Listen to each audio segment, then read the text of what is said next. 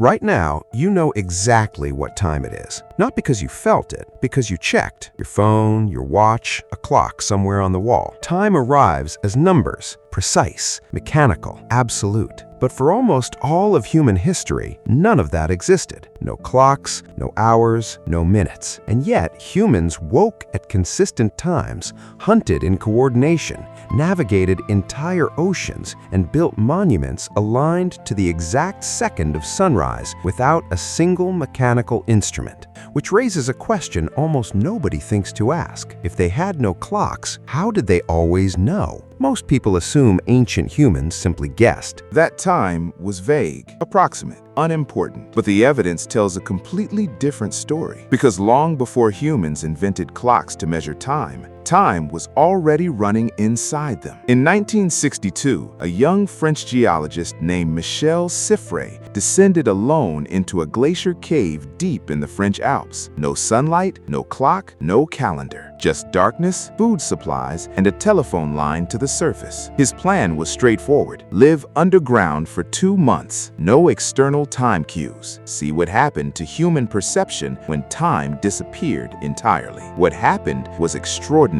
Without any external signals, Siffre's internal clock began to drift. He slept when tired, ate when hungry, believed he was living at a perfectly natural rhythm. When he finally emerged 63 days later, he thought only 34 days had passed. Nearly a month had vanished from his perception entirely. His internal clock had settled into cycles of roughly 25 hours instead of 24. Not chaotic, not random, consistent, rhythmic, biological. When Siffre repeated the experiment in 1972, this time spending 6 full months underground, the same pattern emerged again. His body was keeping time, just not the same time as the world outside. Around the same period, German chronobiologist Jürgen Aschoff was running his own experiments. He placed volunteers inside underground bunkers. No windows, no clocks, no external signals of any kind. Left completely to themselves, every participant settled into remarkably consistent rhythms: sleep, wakefulness, hunger, energy, all cycling on their own internal schedule without a single instruction. Aschoff's conclusion changed how scientists understood the human body entirely. Every person carries a biological clock inside them, not metaphorically, literally. Decades later, researchers discovered this clock lives in a tiny region of the brain called the suprachiasmatic nucleus, a cluster of roughly 20,000 neurons sitting just above where your optic nerves cross. It coordinates your cortisol levels, your body temperature, your melatonin production, rising and falling on a cycle so precise it mirrors the rotation of the Earth itself. Your ancestors didn't need mechanical clocks because evolution had already built one inside them. But biology was only part of the story. Ancient humans also read time from the world around them. The Egyptians divided daylight into 12 equal parts using shadow clocks and obelisks as early as 3500 BCE. The Babylonians formalized the 60-minute hour, a system so elegant it survived completely intact into the modern world. Stonehenge, constructed over thousands of years, beginning around 3000 BCE, was aligned with extraordinary precision to the exact sunrise of the summer solstice and the sunset of the winter solstice. These weren't primitive people making rough guesses about seasons. These were civilizations tracking time with the most accurate instruments available: the sun, the stars, the shadow. At night, ancient navigators read star positions with enough precision to cross entire oceans. Polaris held due north. The Pleiades marked the agricultural season. The moon divided the year into months with a consistency no early mechanical clock could match. The sky was a clock, and your ancestors had spent thousands of years learning to read every second of it.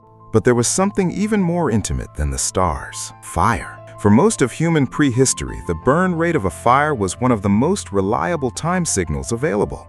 A torch burning for a predictable duration. a hearth requiring fuel at known intervals. Anthropologists studying surviving hunter-gatherer societies have documented how communities still orient their entire social rhythms around fire. When to sleep, when to wake, when to gather, all timed by the one light that made the darkness survivable. Fire didn't just warm your ancestors, it organized their time. And beneath all of this, the body itself was constantly speaking. Hunger signaled midday, fatigue signaled dusk. The specific heaviness of deep night felt different from the quiet stillness that arrived just before dawn. Researchers studying indigenous communities with minimal modern technology have found remarkable consistency in daily rhythms across individuals with no access to clocks. Without external timekeeping, humans naturally synchronize to each other, rising and sleeping at similar times, feeling hunger and energy in coordinated waves. Time wasn't imposed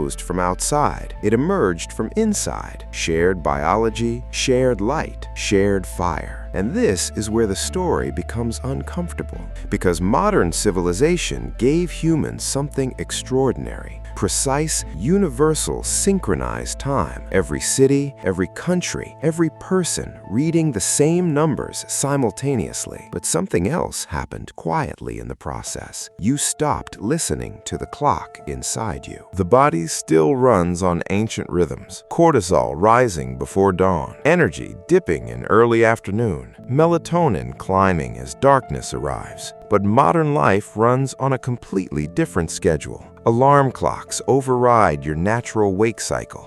Artificial light erases the signal that was supposed to end your day. Work schedules, deadlines, and screens pull you away from the rhythm your biology spent millions of years calibrating. Chronobiologist Till Rowenberg calls this social jet lag, the permanent misalignment between your internal clock and the external time civilization imposes on you. Hundreds of millions of people live inside it every single day, exhausted not because they slept too little, but because they slept at the wrong time, out of sync with a rhythm built into them long before the first clock ever existed. Your ancestors had no clocks, but they were never lost in time. They woke with the light, ate when the body asked, slept when darkness arrived and fire died down. They moved through time the way the body was designed to move. And perhaps that is the strangest realization of all. The invention that gave humanity precision